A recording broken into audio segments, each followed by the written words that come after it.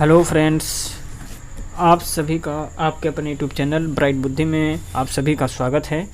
तो हम एक नए समझ लीजिए कि नया टॉपिक होगा हमारा, जिसमें से हम सब कवर करेंगे गवर्नर और गवर्नर जनरल और वायसराय।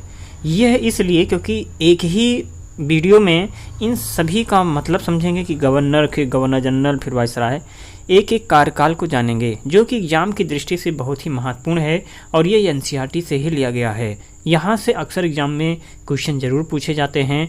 तो मैं पूरा इस नोट्स का, यह एनसीईआरटी नोट्स बुक है, तो मैं यहाँ पे केवल इम्पोर्टेंट टॉपिक्स ही कवर करूँगा। तो ये समझ लीजिए कि ये रिवीजन के तौर वाले वीडियो में प्लेलिस्ट में रहेगा, तो आप वहाँ से इसे देख सकते हैं और अपनी पढ़ाई बहुत अच्छे और दुरुस्त से कर सकते हैं, क्योंकि ये सारी चीज़ बहुत इम्पॉर्टेंट है। और वन बाय वन करके उसके कार्यकाल को समझेंगे कि गवर्नर, फिर गवर्नर जनरल, फिर वायसराय, मतलब कि पूरे इतिहास को एक ही वीडियो में समझना जाएगा। और ये सारी चीज़ें जो है न्यू एनसीईआरटी, ओल्ड एनसीईआरटी, सारा से लेकर के आप यहाँ से देख सकते हैं कि कहाँ से लिया गया है। तो आइए समझते हैं पहले गवर्नर जनरल। ठीक है, गवर्नर और गवर्नर जनरल एवं वायसराय पद का सृजन, एक ही मतलब कि पूरा वीडियो जो है, ये पूरी क्लास एकदम से एकदम से एक ही वीडियो में करने का, पूरा एक ही टॉपिक का एक ही वीडियो में कवर करने वाले हैं। वीडियो अच्छा लगे तो लाइक, कमेंट और शेयर जरूर कीजिए अपने हित में दोस्तों के साथ। पहली बार आए हो तो चैनल को जरूर सब्सक्राइब करके बेल घंटी जरूर बजाएं और थोड़ा सपोर्ट भी बनाएं हमारा। चलिए शुरू करते हैं। तो गवर्नर, गवर्नर जनरल एवं वायसराय पद का सृजन। ठीक है, ईस्ट इंडिया कंपनी का कार्य संचालन सन 1772 ईस्वी तक बंगाल के गवर्नर के द्वारा किया जाता था। मतलब ईस्ट इंडिया कंपनी का जो कार्य संचालन था, ये 1772 ईस्वी तक बंगाल के गवर्नर के द्वारा किया जाता था। मद्रास एवं मुंबई प्रेसिडेंसी में भी अलग से गवर्नर होते थे। मद्रास एवं कहाँ पे? मुंबई में। बंगाल का तो अलग से था ही, लेकिन यहाँ पे मद्रास और मुंबई प्रेसिडेंसी में भी अलग से गवर्नर होते थे। 1772 के पश्चात बंगाल का गवर्नर गवर्नर जनरल हो गया, जो 1833 ईस्वी तक रहा। वॉरेन हेस्टिंग प्रथम गवर्नर जनरल थे। तो प्रथम गवर्नर जनरल कौन थे? वॉरेन हेस्टिंग थे। वही 1833 से 1857 तक बंगाल का गवर्नर जनरल भारत का गवर्नर जनरल कहलाया और लॉर्ड विलियम बेंटिंक भारत का प्रथम गवर्नर जनरल बन गया। कौन? भारत का प्रथम गवर्नर जनरल कौन बन गए? लॉर्ड विलियम बेंटिंक जो हैं, ये भारत के प्रथम गवर्नर जनरल बन गए। 1857 की क्रांति के पश्चात भारत के गवर्नर जनरल का पद समाप्त कर वायसराय नामक पद का सृजन किया गया और लॉर्ड कैनिंग प्रथम वायसराय था। कौन? लॉर्ड कैनिंग प्रथम वायसराय था। फिर 1853 के एक्ट के द्वारा वायसराय के पद को पुनः गवर्नर जनरल बना दिया गया, जो वर्ष 1950 तक जारी रहा। इस वीडियो को आप बार बार देखेंगे, तभी आप सारी चीज़ों को बाकायदा अच्छे से याद भी कर पाएंगे और रिवीजन भी कर पाएंगे। कहीं लिखने की ज़रूरत नहीं है, ना ही नोट्स बनाने की। आप वीडियो को बार बार देखें, बार बार समझने का प्रयास करें, ये आपको याद हो जाएगा।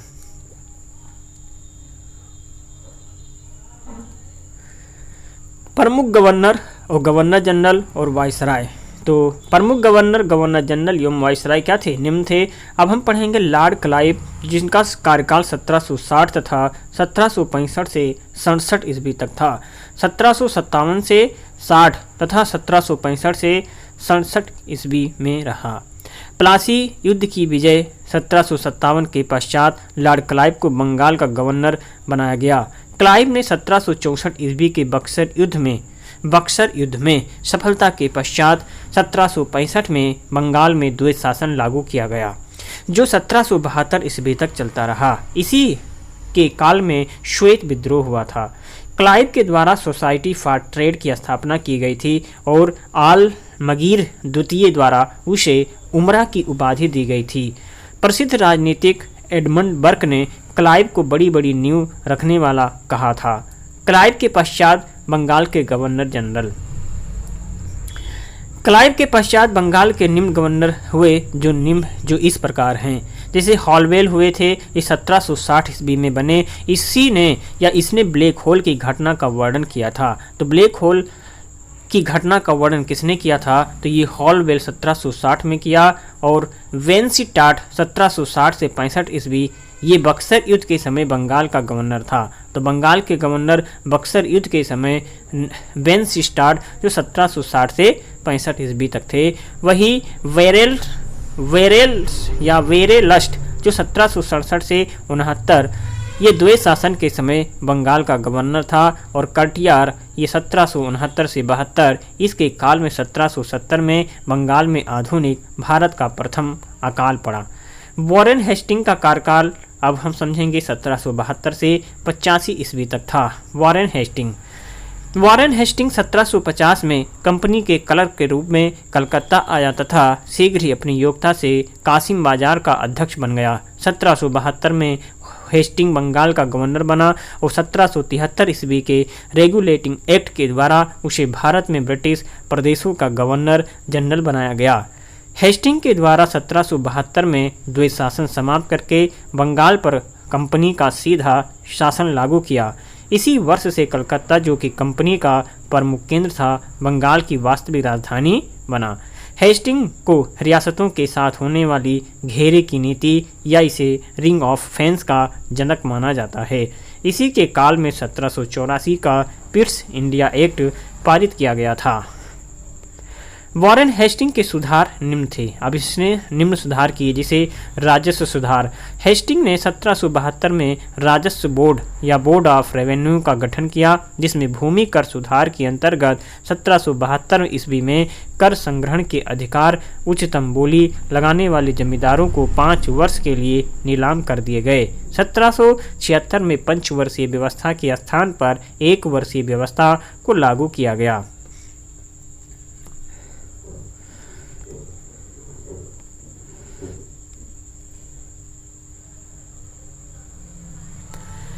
न्यायिक सुधार। 1773 के रेगुलेटिंग एक्ट के द्वारा 1774 ईस्वी में कलकत्ता में एक सुप्रीम कोर्ट की स्थापना की गई और इसका प्रथम मुख्य न्यायाधीश एलजाइम्पे था, जबकि 3 अन्य न्यायाधीश चैम्बर्स, लेमेस्टर तथा हाइट थे। और हेस्टिंग के द्वारा 1772 में प्रत्येक जिले में एक फौजदारी तथा दीवानी अदालतों की स्थापना की गई थी। सामाजिक सुधार।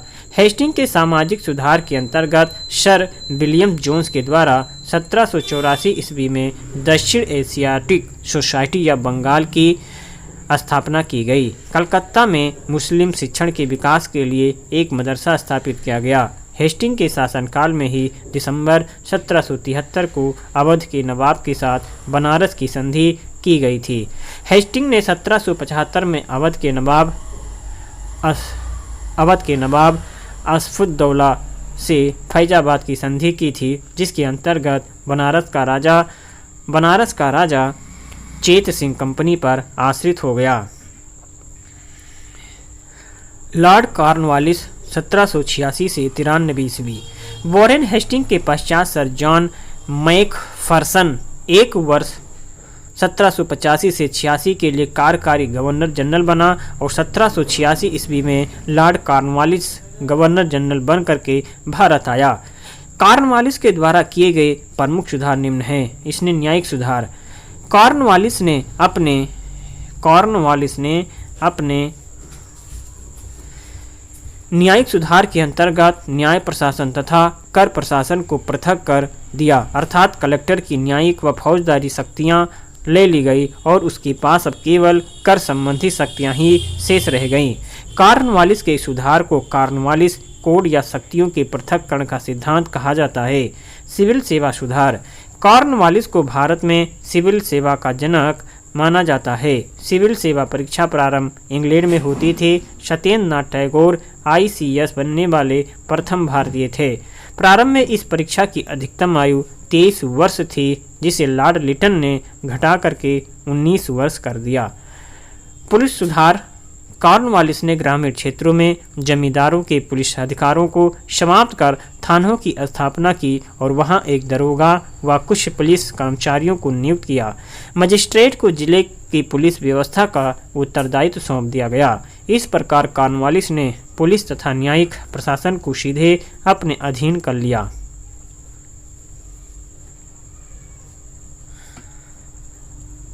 राजस्व सुधार। कॉर्नवालिस ने 1787 ईस्वी में प्रांत को राजस्व क्षेत्रों में विभाजित कर उन पर एक कलेक्टर नियुक्त कर दिया और 1790 में जमींदारों को भूस्वामी मान लिया गया। कॉर्नवालिस ने कंपनी के कर्मचारियों के निजी व्यापार को समाप्त कर दिया और प्रत्येक पदाधिकारी को भारत आने से पूर्व अपनी संपत्ति का ब्यौरा देना अनिवार्य कर दिया। अस्थायी बंदोबस्त क्या था? कॉर्नवालिस ने 1790 में बंगाल के जमींदारों के लिए भूमि के लिए 10 वर्षीय लगान की व्यवस्था लागू की, जिसे बाद में 1793 ईस्वी में अस्थायी कर दिया गया। इसे ही अस्थायी बंदोबस्त कहा गया। अस्थायी बंदोबस्त की व्यवस्था में कॉर्नवालिस ने जॉन शोर का सहयोग लिया था और यह व्यवस्था बंगाल, बिहार, उड़ीसा में लागू की गई थी। कॉर्नवालिस पुनः 1805 में भारत में गवर्नर जनरल बन करके आया और इसी दौरान 1805 में गाजीपुर उत्तर प्रदेश में इसकी मृत्यु हो गई। इसी दौरान कहाँ पे? 1805 में गाजीपुर उत्तर प्रदेश में इसकी मृत्यु हो गई और गाजीपुर में ही उसकी समाधि स्थित है। जॉन शोर, जिसका कार्यकाल 1793 से लेकर 98 तक था। ब्रिटिश संसद ने जॉन शोर के समय 1793 का चार्टर एक्ट पास किया। इसने देशी राज्यों के संबंध में हस्तक्षेप की नीति का पालन किया तथा जमींदारों को भूमि का वास्तविक स्वामी माना। सर जॉन शोर के समय में ही निजाम और मराठों के मध्य 1795 में खुर्दा का युद्ध लड़ा गया था। लॉर्ड वेलेजली 1798 से 1805 ईस्वी तक जीवन काल, मतलब कि इनका कार्यकाल 1798 से लेकर के 1805। 1798 में रिचर्ड वेलेजली, जिसे मार्क्सवर्थ ऑफ वेलेजली के नाम से जाना जाता है, बंगाल का गवर्नर जनरल बना। इसे बंगाल का शेर भी कहा जाता था और इसकी प्रसिद्धि का मुख्य कारण सहायक संधि प्रणाली थी। क्या थी? सहायक संधि प्रणाली। सहायक संधि प्रणाली क्या है? भारत में फ्रांसीसियों के भय को समाप्त करने तथा अंग्रेजी सत्ता की श्रेष्ठता को बनाए रखने हेतु वेलेजली ने भारत में सहायक संधि प्रणाली को प्रचलित किया। सहायक संधि को स्वीकार करने वाले राज्यों के वैदेशिक संबंध अंग्रेजी शासन के अधीन थे, परंतु उनके आंतरिक मामलों में हस्तक्षेप नहीं किया जाता था। सहायक संधि स्वीकार करने वाले राज्यों को अपनी राजधानी में एक अंग्रेज रेजिडेंट रखना होता था तथा कंपनी की पूर्व आज्ञा के बिना शासक किसी भी यूरोपीय को अपनी सेना में नहीं रख सकता था।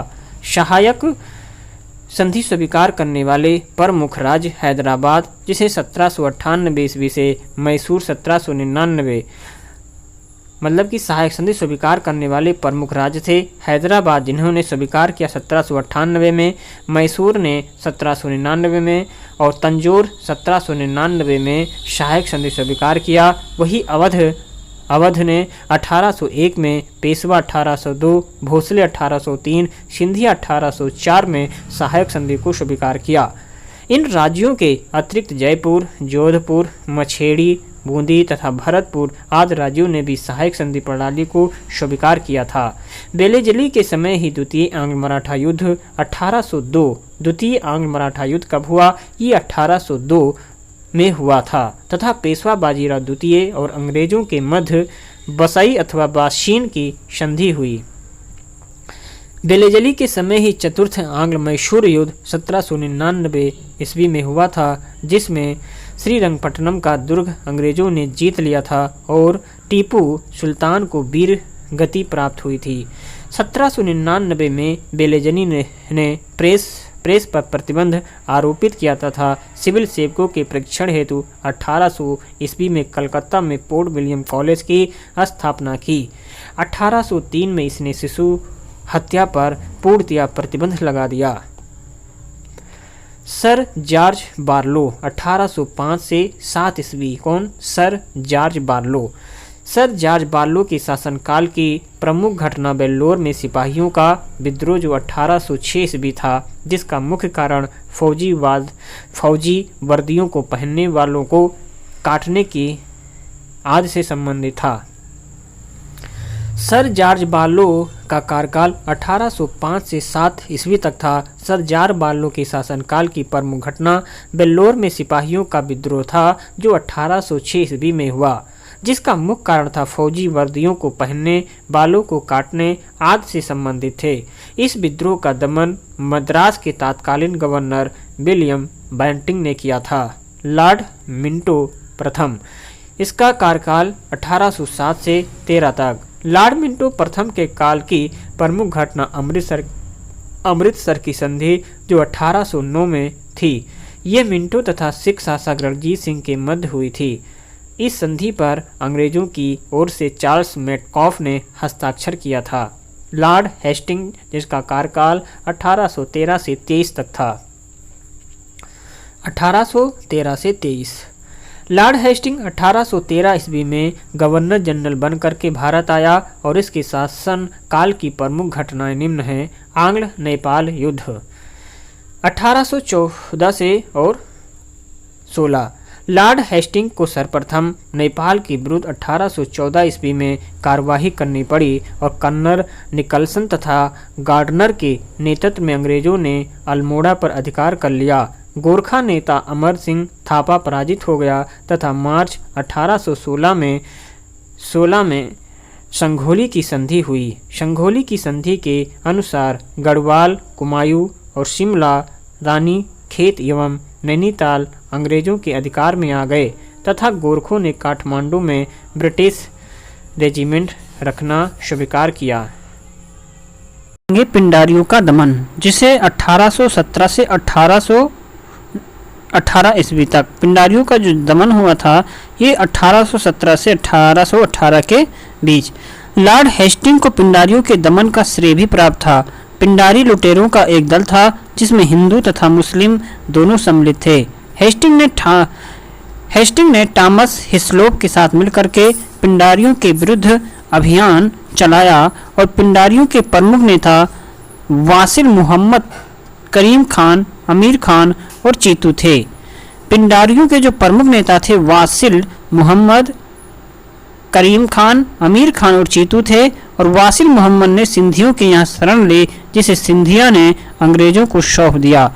करीम खान को गोरखपुर में एक छोटी सी रियासत दे दी गई तथा चीतू को शेर मार कर खा गया। अमीर खान को टोक का नवाब बना दिया गया था। कहाँ का? अमीर खान को टोक का नवाब बना दिया गया और इस प्रकार 1824 ईस्वी तक पिंडारियों का दमन कर दिया गया।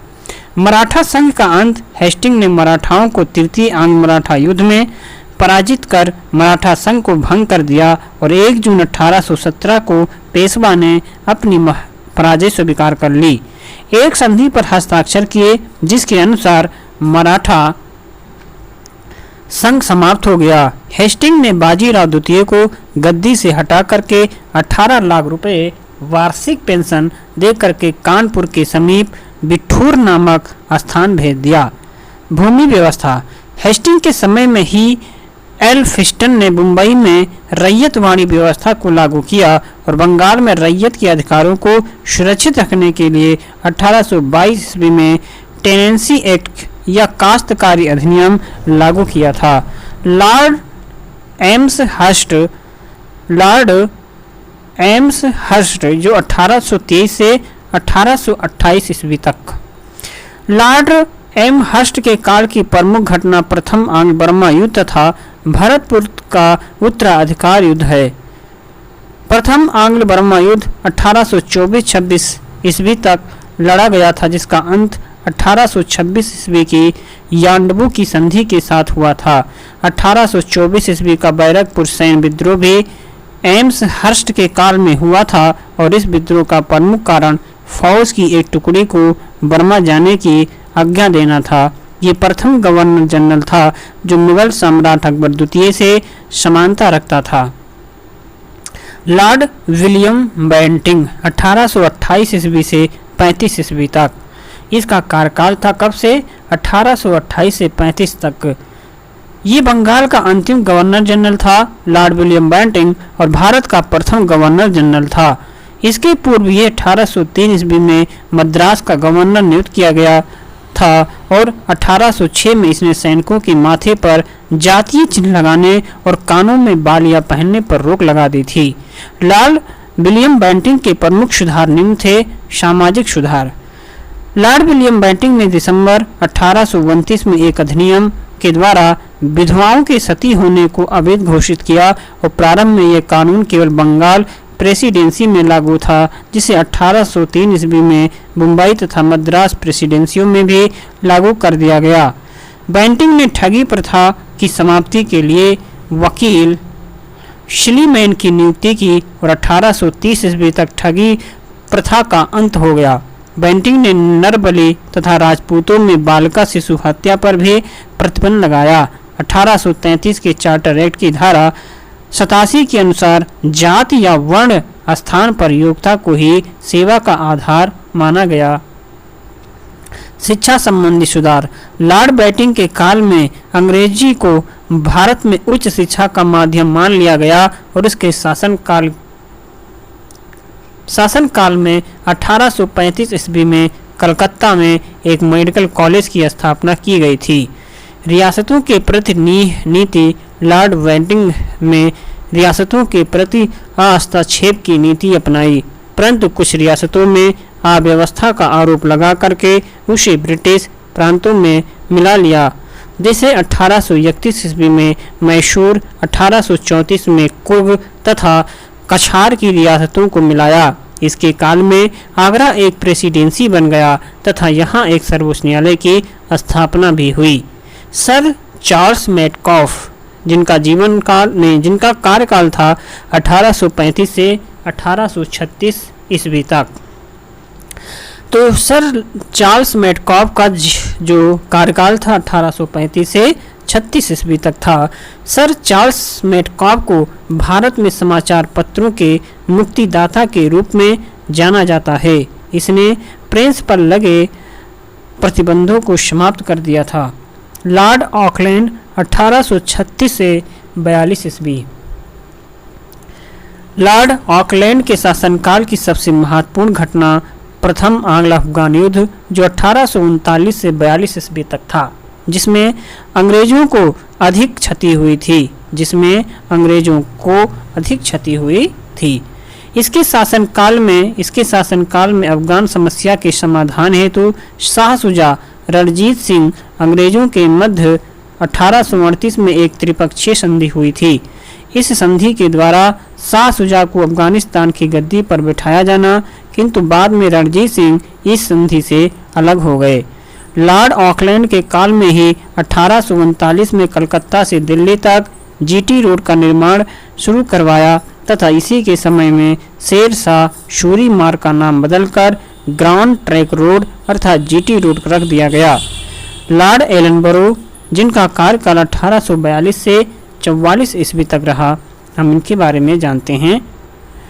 लॉर्ड एलनबरो के समय में ही चार्ल्स नेपियर के नेतृत्व में 1843 में सिंधु का विलय कर लिया गया और एलनबरो का कार्यकाल कुशल आक्रमणता की नीति का काल कहा जाता है। इसके समय में ही 1843 में दास प्रथा का अंत हुआ था। आगे समझेंगे। लॉर्ड हार्डिंग, जिनका कार्यकाल 1844 से लेकर के 48 ईस्वी तक था। तो लॉर्ड हार्डिंग के शासनकाल की प्रमुख घटना प्रथम आंग्ल सिख युद्ध था। यह युद्ध 1845 में प्रारंभ हुआ, जिसमें 4 लड़ाइयाँ मुदगी, शमराव, बट्टोवाल व अलीवाल में हुई और शमराव की लड़ाई में सिख पराजित हो गए तथा इस युद्ध की समाप्ति 1846 ईस्वी की लाहौर की संधि के साथ हुई। मानव बलि प्रथा का दमन, शिशु हत्या पर रोक हार्डिंग के काल की महत्वपूर्ण घटना थी। लॉर्ड डलहौजी, जिनका कार्यकाल 1848 से 56 ईस्वी तक था।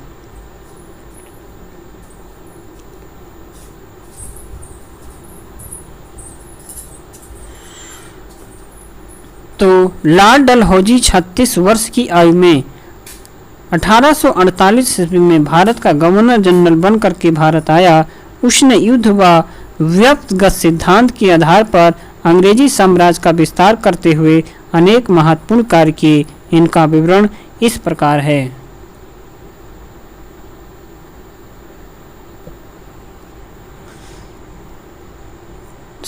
सामाजिक विस्तार।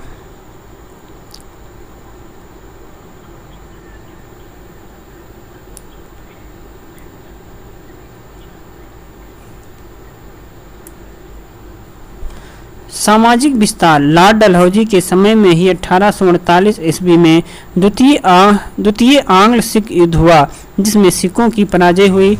1849 ईस्वी में पंजाब को अंग्रेजी साम्राज्य में मिला लिया। लॉर्ड डलहौजी के समय में ही द्वितीय आंग्ल बर्मा युद्ध 1852 ईस्वी हुआ था, जिसमें बर्मा की पराजय हुई। लोअर बर्मा व पेंगू को अंग्रेजी साम्राज्य में विलय कर लिया गया और 1850 में सिक्किम का अंग्रेजी राज में विलय हो गया। 1856 ईस्वी में एक बड़ी कार्यवाही के बाद संथालों के विद्रोह का दमन कर दिया गया।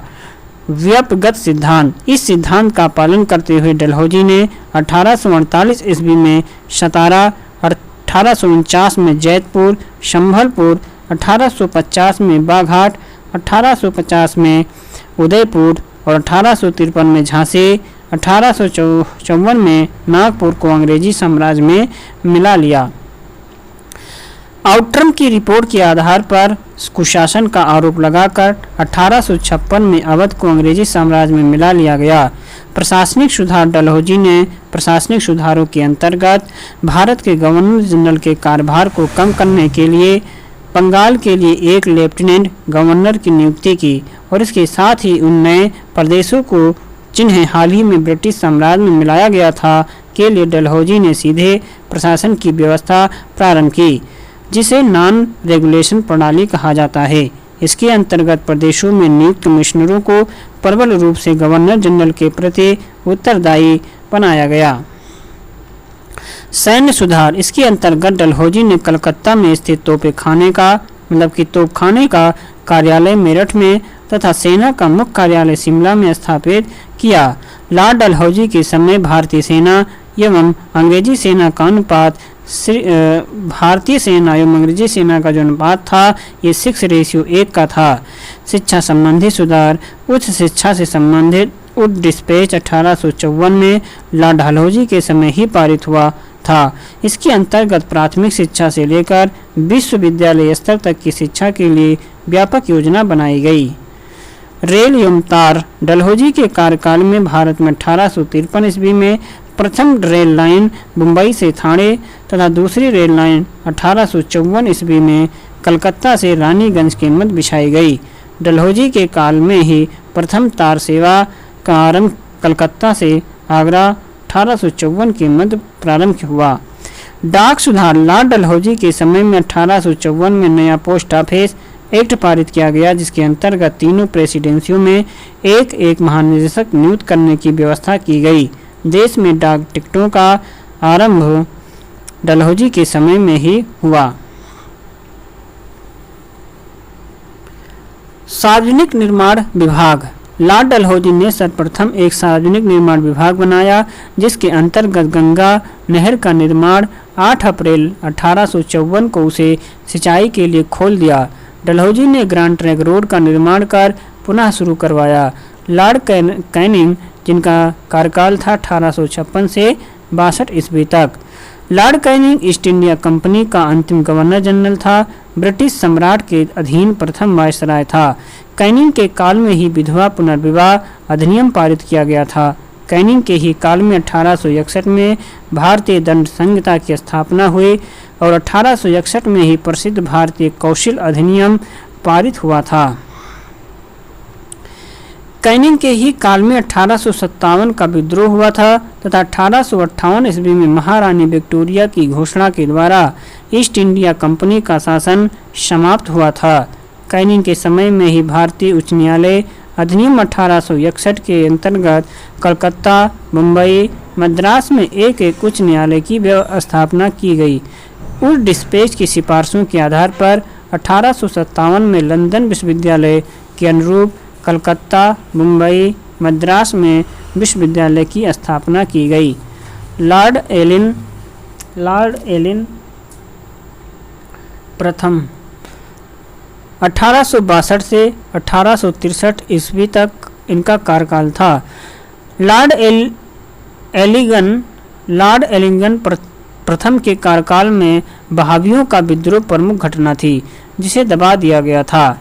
लॉर्ड एलिंगन की मृत्यु 1863 में धर्मशाला, हिमाचल प्रदेश में हुआ था। सर जॉन लॉरेंस 1854 से 69 ईस्वी। सर जॉन लॉरेंस ने अफगानिस्तान के संदर्भ में हस्तक्षेप की नीति अपनाई और तत्कालीन शासक शेर अली से मित्रता की। इसके समय में 1866 में उड़ीसा में, 1868 और 69 में बुंदेलखंड एवं राजपुताना में भीषण अकाल पड़ा। इस काल में उभरने के लिए सर जॉर्ज कैंपबेल के नेतृत्व में अकाल आयोग का गठन किया और लॉरेंस के समय में ही भारत एवं यूरोप के मध्य प्रथम समुद्री टेलीग्राफ सेवा आरंभ की गई थी। इसी के काल में 1868 में पंजाब तथा अवध में काश्तकारी अधिनियम पारित हुआ था। लॉर्ड मेयो, जिनका कार्यकाल था 1869 से 72 ईस्वी तक। भारत में वित्त के विकेंद्रीकरण का आरंभ लॉर्ड मेयो के काल में हुआ था और मेयो के काल में ही 1872 में भारत में प्रथम जनगणना आरंभ हुई थी। मेयो के द्वारा अजमेर में मेयो कॉलेज की स्थापना की गई थी। 1872 में एक पठान ने अंडमान द्वीप में मेयो की हत्या कर दी। लॉर्ड नॉर्थब्रुक, इनका कार्यकाल था 1872 से 76 ईस्वी। पंजाब का प्रसिद्ध कूका आंदोलन लॉर्ड नॉर्थब्रुक के समय में हुआ था। किसके समय में हुआ था?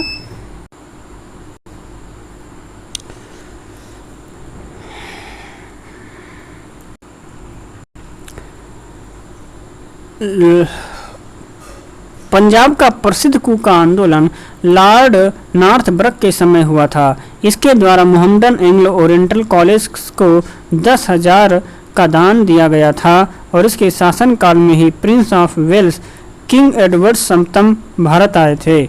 लॉर्ड लिटन का कार्यकाल 1876 से 80 ईस्वी। लॉर्ड लिटन एक महान लेखक तथा प्रतिभावान शासक था और साहित्य जगत में यह ओवन मेरिडिथ के नाम से प्रसिद्ध था। ओवन मेरिडिथ के नाम से लॉर्ड लिटन के समय ही द्वितीय आंग्ल अफगान युद्ध 1878 से 80 ईस्वी लड़ा गया था और ये अफगानिस्तान के प्रति फॉरवर्ड नीति का अनुसरण करने वाला गवर्नर था। लॉर्ड लिटन के काल की अन्य प्रमुख घटनाएं निम्न हैं। लॉर्ड लिटन के शासनकाल में 1 जनवरी 1877 को दिल्ली दरबार का आयोजन किया गया था, जिसमें महारानी विक्टोरिया को कैसरे हिंद की उपाधि से सम्मानित किया गया था और इसके कार्यकाल में रिचर्ड स्ट्रेटची की अध्यक्षता में 1878 में अकाल आयोग का गठन किया गया था और इस आयोग ने प्रत्येक प्रांत में अकाल कोष के गठन की सलाह दी थी। लॉर्ड लिटन के ही काल में 1878 में वर्नाकुलर प्रेस एक्ट पारित किया गया था और इस एक्ट के द्वारा भारतीय भाषा के समाचार पत्रों को प्रतिबंधित कर दिया गया। इस एक्ट को गला घोट अधिनियम या गैंगिंग एक्ट भी कहा गया है। लॉर्ड रिपन, जिनका कार्यकाल 1880 से 84 ईस्वी। लॉर्ड रिपन भारत का सर्वाधिक लोकप्रिय गवर्नर जनरल था और फ्लोरेंस नाइटिंगेल ने रिपन को भारत के उद्धारक की संज्ञा दी और उसके शासनकाल को भारत में स्वर्ण युग का आरंभ कहा था। लॉर्ड रिपन के काल से ही प्रथम नियमित जनगणना की शुरुआत 1881 मानी जाती है। इसी के शासनकाल में ही प्रथम फैक्ट्री एक्ट पारित हुआ था। सन 1882 में वर्नाकुलर प्रेस एक्ट को समाप्त कर दिया गया था और इसके शासनकाल में ही 1882 में हंटर कमीशन का गठन किया गया। ये कमीशन प्राथमिक शिक्षा से संबंधित था। रिपन के काल में ही भारत में स्थानीय स्वशासन की शुरुआत हुई और जिसके अंतर्गत ग्रामीण क्षेत्रों में स्थानीय बोर्ड बनाए गए तथा जिला उप विभाग एवं तहसील बोर्ड बनाने की योजना बनी और इसके शासनकाल की एक प्रमुख घटना इल्बर्ट विल विवाद 1883 ईस्वी थी। लॉर्ड डफरिन 1884 से 88 ईस्वी। लॉर्ड डफरिन के काल की एक महत्वपूर्ण घटना तृतीय आंग्ल बर्मा युद्ध था और इस युद्ध में बर्मा की पराजय हुई। क्या हुआ? बर्मा की पराजय इसमें हुआ और इसके ही शासनकाल में 1885 में बंगाल में टेनेंसी एक्ट पारित हुआ था, जिसके अनुसार जमींदार अपनी इच्छा अनुसार किसानों की भूमि नहीं छीन सकते थे। डफरिन के समय में 1885 में भारतीय राष्ट्रीय कांग्रेस की तथा 1887 में इलाहाबाद विश्वविद्यालय की स्थापना हुई थी। लॉर्ड लैंसडाउन 1888 से 94 ईस्वी। लॉर्ड लैंसडाउन के समय में 1891 में द्वितीय फैक्ट्री एक्ट, 1892 ईस्वी में इंडियन काउंसिल एक्ट पारित हुआ था। इसी के शासनकाल में ही भारत और अफगानिस्तान के मध्य सीमा रेखा निर्धारण हुआ था। भारत अफगानिस्तान की सीमा रेखा को डूरंड रेखा कहा जाता है। लॉर्ड एलिंगन द्वितीय 1894 से 99 ईस्वी। लॉर्ड एलिंगन द्वितीय के कार्यकाल में 1896 में उत्तर प्रदेश, मध्य प्रदेश, बिहार, पंजाब के हिसार में भयंकर अकाल पड़ा, जिसका प्रभाव 2 वर्षों तक रहा। इन अकालों की जांच के लिए 1898 में जेम्स लॉयल की अध्यक्षता में एक अकाल आयोग का गठन किया गया था। एलिंगन के समय में ही 1893 में एक अफीम आयोग का गठन किया गया था। इसने भारत के विषय में लिखा था कि भारत को तलवारों के बल पर जीता गया था और तलवार के बल पर ही इसकी रक्षा की जाएगी। लॉर्ड कर्जन, इनका कार्यकाल 1899 से 1905 ईस्वी तक था। लॉर्ड कर्जन ने भारत में अनेक महत्वपूर्ण कार्यों का संपन्न किया था और उसके द्वारा भारत में किए गए कुछ प्रमुख सुधार निम्न हैं। पहला, विदेश नीति। कर्जन ने नए उत्तर पश्चिम सीमा प्रांत का गठन किया। उसने तिब्बती बौद्ध गुरु दलाई लामा पर रूस की ओर झुकाव का आरोप लगा करके तिब्बत में हस्तक्षेप किया। वर्ष 1903 में कर्नल यंग हसबैंड के नेतृत्व में सेना ने तिब्बतियों से संधि की। शिक्षा में सुधार। कर्जन ने थॉमस रेले के अधीन वर्ष 1902 में एक विश्वविद्यालय आयोग का गठन किया। इस आयोग की सिफारिश के आधार पर ही वर्ष 1904 में भारतीय विश्वविद्यालय अधिनियम पारित किया गया। पुलिस सुधार। लॉर्ड कर्जन ने 1902 में सर एंड्रयूज फ्रेजर की अध्यक्षता में एक पुलिस आयोग गठित किया और 1903 में पुलिस विभाग में CID की स्थापना की गई। अकाल आयोग का गठन। लॉर्ड कर्जन के काल में एंटनी मैकडोनाल्ड की अध्यक्षता में एक अकाल आयोग की नियुक्ति की गई और इसके कार्य अकाल सहायता की व्यवस्था को योग्यतापूर्वक चलाने के संबंध में सिफारिश करना था। कृषि सुधार। कृषि सुधार सन 1901 में भारत में सिंचाई की समस्या का अध्ययन करने हेतु सर कॉलिन स्कॉट मॉनक्रीफ की अध्यक्षता में एक सिंचाई आयोग का गठन किया गया था। लॉर्ड मिंटो द्वितीय, इनका जो कार्यकाल था 1905 से 10 तक। लॉर्ड मिंटो के काल में वर्ष 1906 में मुस्लिम लीग की स्थापना ढाका में हुई थी।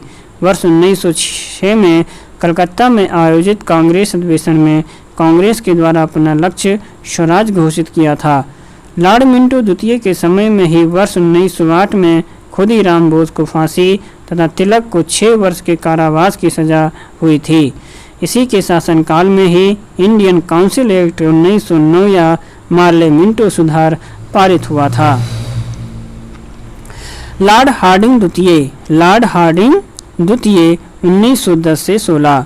लॉर्ड हार्डिंग द्वितीय के शासनकाल में वर्ष 1911 में दिल्ली दरबार का आयोजन किया गया था। दिल्ली दरबार में ब्रिटेन के राजा जॉर्ज पंचम तथा रानी मेरी का आगमन हुआ था। 23 दिसंबर 1912 को दिल्ली में अधिकृत रूप से प्रवेश करते समय हार्डिंग पर बम फेंका गया था, जिसमें वो घायल हो गया। हार्डिंग द्वितीय के समय में ही वर्ष 1914 में प्रथम विश्व युद्ध प्रारंभ हुआ था और वर्ष 1916 में लॉर्ड हार्डिंग द्वितीय ने बनारस हिंदू विश्वविद्यालय को अपनी स्वीकृति प्रदान की थी। लॉर्ड चेम्सफोर्ड, इनका जो कार्यकाल था 1916 से लेके 21 तक। लॉर्ड चेम्सफोर्ड के समय में ही वर्ष 1916 में होम रूल लीग का गठन हुआ था और इसी समय पूना में महिला विश्वविद्यालय की स्थापना हुई और वर्ष 1917 में शिक्षा पर सैडलर आयोग की नियुक्ति हुई थी।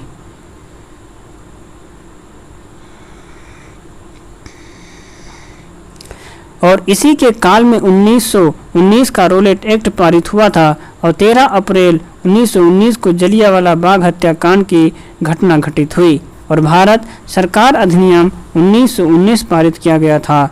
चेम्सफोर्ड के शासनकाल में ही खिलाफत आंदोलन, असहयोग आंदोलन, तृतीय अफगान युद्ध हुआ था। लॉर्ड रीडिंग वर्ष 1921 और 26। लॉर्ड रीडिंग भारत में आने वाला एकमात्र यहूदी वायसराय था और इसके शासनकाल में एक वर्ष कमीशन की अनुशंसा पर रेल बजट को आम बजट से अलग कर दिया गया।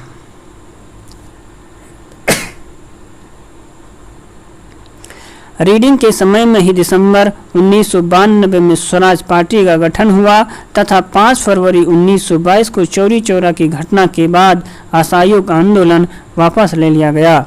इसी के शासनकाल में प्रशासनिक सेवा के लिए दिल्ली और लंदन में वर्ष 1923 में एक साथ परीक्षा की व्यवस्था की गई और 1924 में लोक सेवा परीक्षा के लिए आयोग का गठन किया गया था।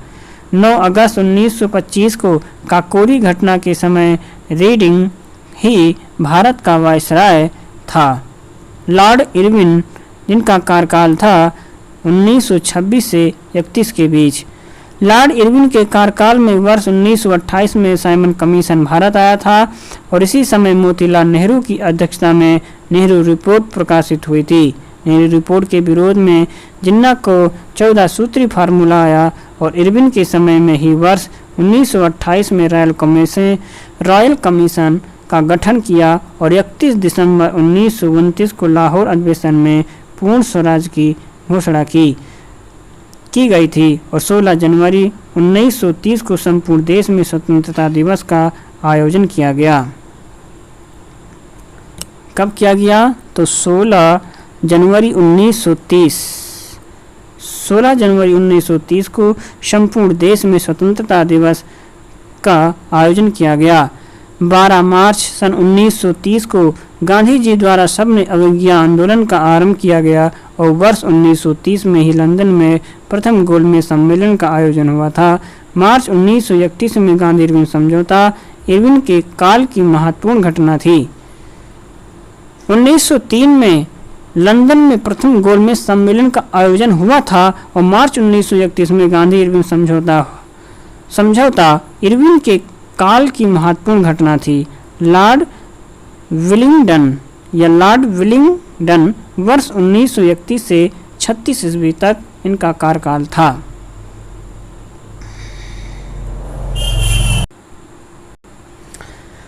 लॉर्ड विलिंगडन के कार्यालय में लंदन में द्वितीय गोलमेज सम्मेलन 1931 का आयोजन किया गया। विलिंगडन के काल में ही रैमजे मैकडोनाल्ड ने सांप्रदायिक निर्णय की घोषणा की थी और तृतीय गोलमेज सम्मेलन 1932 का आयोजन भी विलिंगडन के ही काल में हुआ। 1935 का भारत सरकार अधिनियम इसी समय स्वीकृत हुआ था और इसी के काल में वर्ष 1935 में वर्मा भारत से पृथक हुआ तथा वर्ष 1936 में भारतीय किसान सभा का गठन हुआ था। कब? 1936 में। लॉर्ड लिनलिथगो वर्ष 1934 से 44 तक जीवन का कार्यकाल था। लॉर्ड लिनलिथगो को भारत सरकार अधिनियम 1935 के ढांचे के निर्माण में प्रमुख योगदान था और लिनलिथगो के काल में ही 1935 के अधिनियम के अंतर्गत वर्ष 1936-37 में पहला आम चुनाव संपन्न हुआ था। लिनलिथगो के काल में 1 सितंबर 1939 को द्वितीय विश्व युद्ध आरंभ हुआ और इस युद्ध में भारतीयों का सक्रिय सहयोग प्राप्त करने के उद्देश्य से इसने भारतीय नेताओं के समक्ष 8 अगस्त 1940 को एक प्रस्ताव रखा, जिसे अगस्त प्रस्ताव के नाम से जाना जाता है। लिनलिथगो के शासनकाल में वर्ष 1940 में पाकिस्तान की मांग रखी गई तथा गांधी जी के द्वारा व्यक्तिगत सत्याग्रह चलाया गया।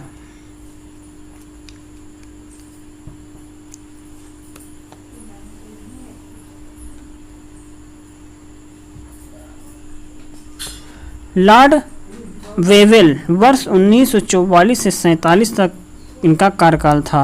लॉर्ड वेवेल का जो कार्यकाल था 1944 से 47, लॉर्ड वेवेल के काल में द्वितीय विश्व युद्ध की समाप्ति हुई और 25 जून 1945 को शिमला सम्मेलन का आयोजन हुआ था। जिन्ना की हठ धर्मिता के कारण ये सम्मेलन असफल रहा और वेवेल के ही काल में मार्च 1946 में कैबिनेट मिशन भारत आया और इस योजना के अनुसार अंतरिम सरकार की व्यवस्था की गई।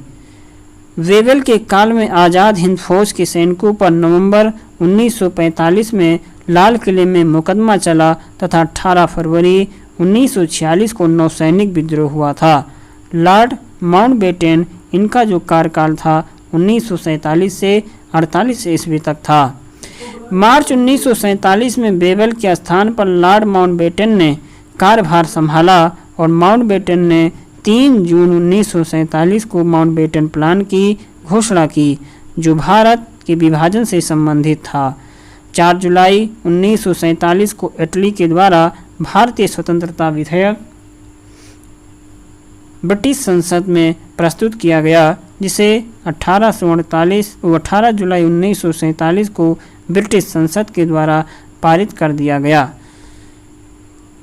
विधेयक के अनुसार भारत और पाकिस्तान नामक 2 स्वतंत्र राष्ट्रों के निर्माण की घोषणा की गई और 14 अगस्त को पाकिस्तान तथा 15 अगस्त 1947 को भारत स्वतंत्र हुआ। स्वतंत्रता के पश्चात लॉर्ड माउंटबेटन को स्वतंत्र भारत का प्रथम गवर्नर जनरल बनाया गया।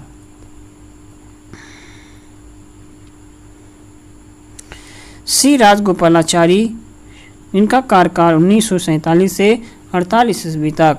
जून 1948 से जनवरी 1950 तक सी राजगोपालाचारी स्वतंत्र भारत के गवर्नर जनरल रहे। इनके ही शासनकाल में 26 नवंबर 1949 को संविधान को अंगीकृत किया तथा 26 जनवरी 1950 को लागू किया गया। ये स्वतंत्र भारत के प्रथम भारतीय गवर्नर जनरल तथा भारत के अंतिम गवर्नर जनरल थे। और इसी के साथ ये जो अध्याय था समाप्त होता है, जिसमें से हम पढ़े हैं गवर्नर, गवर्नर जनरल और वायसराय। वीडियो अच्छा लगे तो लाइक, कमेंट और शेयर ज़रूर कीजिए अपने हित में दोस्तों के साथ। तो हम मिलेंगे नए वीडियो में नए टॉपिक के साथ। तब तक आप पढ़ते रहें, रिवीजन करते रहें। नमस्कार।